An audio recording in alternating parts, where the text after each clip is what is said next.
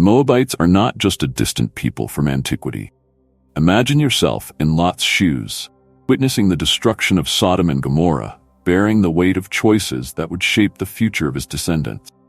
The origin of Moab, born from an incestuous relationship, might shock us today, but for Lot, it was the beginning of a nation that would struggle to survive and thrive.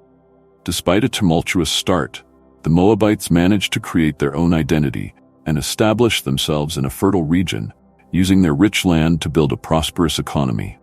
For centuries, the Moabites lived in this mountainous land east of the Dead Sea, cultivating grains, cereals, and grapes. But their history wasn't only about prosperity. Like any nation, Moab experienced ups and downs. The expansion and contraction of their territory varied as new empires emerged on the world stage. Yet the Moabites didn't give up easily.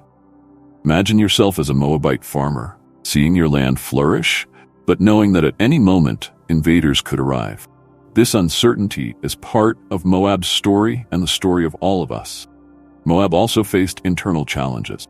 Their religious and cultural practices often conflicted with the beliefs of their Israelite neighbors. But despite these differences, there were times of peaceful coexistence and even cooperation. And you, how do you deal with the challenges in your life? Have you ever faced moments of uncertainty like the Moabites? Share your story with us in the comments, as together we can learn and grow. The religion of the Moabites was marked by the worship of Chemosh, the god of war. But beyond a distant deity, think of Chemosh as a central figure in the daily lives of the Moabite. From the farmer to the king, all paid homage to this god with sacrifices of sheep and oxen, and in extreme cases, even human sacrifices. Can you imagine the weight of these decisions? Sacrificing something precious in search of protection or victory? These choices reflect how desperate the Moabites were to ensure their people's safety. However, this devotion to Chemosh also put them in conflict with Israel. At a crucial moment, when the Israelites camped on the plains of Moab, there was immoral involvement with Moabite and Midianite women, adopting idolatrous practices that angered God. Think about the complexity of these interactions. How different cultures with distinct beliefs can influence each other for better or worse.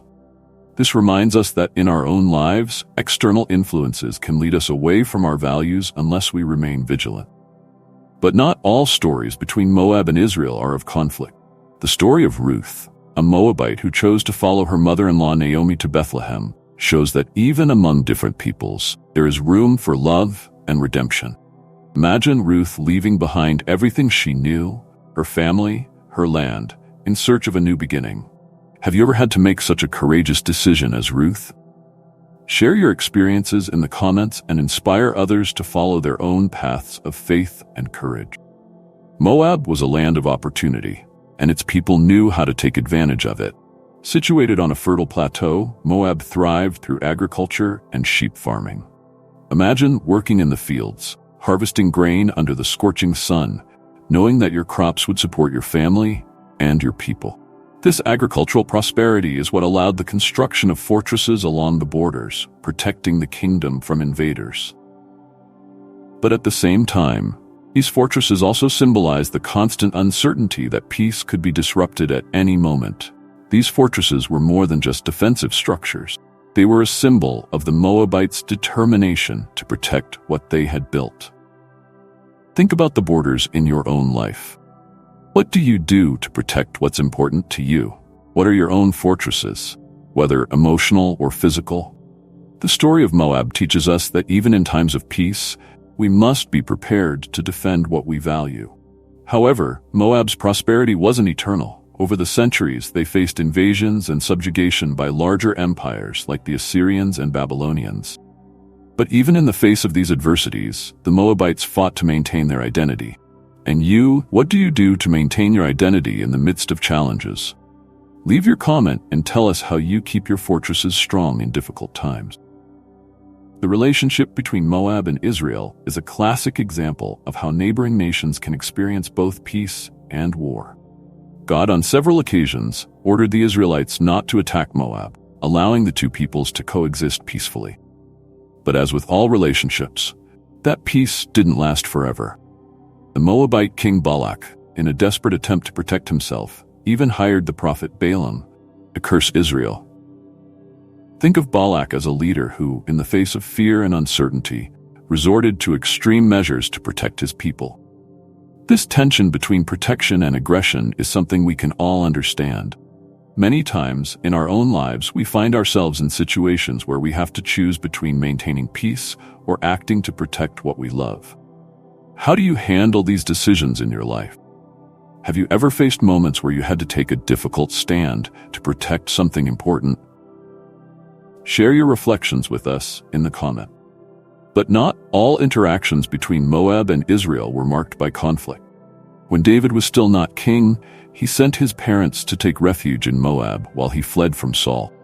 This act of trust shows that even among enemies, there is room for cooperation, and this teaches us an important lesson.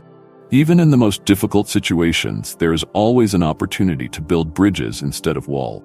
Have you ever found cooperation in an unexpected place?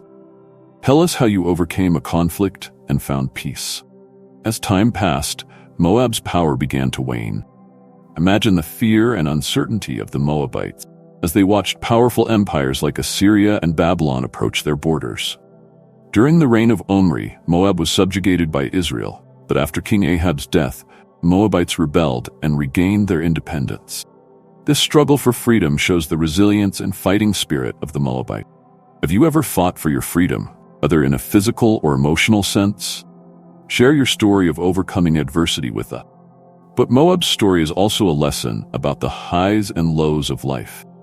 Even after regaining their independence, Moab was again subjugated, this time by the Assyrians, and eventually absorbed by larger empires. This is a story that reminds us that, no matter how much we fight, we can't always control every circumstance around us. How do you deal with situations that are out of your control? Share in the comments how you found peace amid uncertainty. Despite their final downfall, the Moabite story still resonates as an example of resilience and courage. Even in the face of monumental challenges, they fought to protect their identity and their land. Did this story inspire you? Subscribe to our channel for more stories of resilience and overcoming can help you face the challenges in your life. The story of the Moabites is a narrative of struggle, redemption, and resistance. It teaches us that no matter how difficult the circumstances, there is always a choice to be made. We can give up or continue fighting for what we believe in.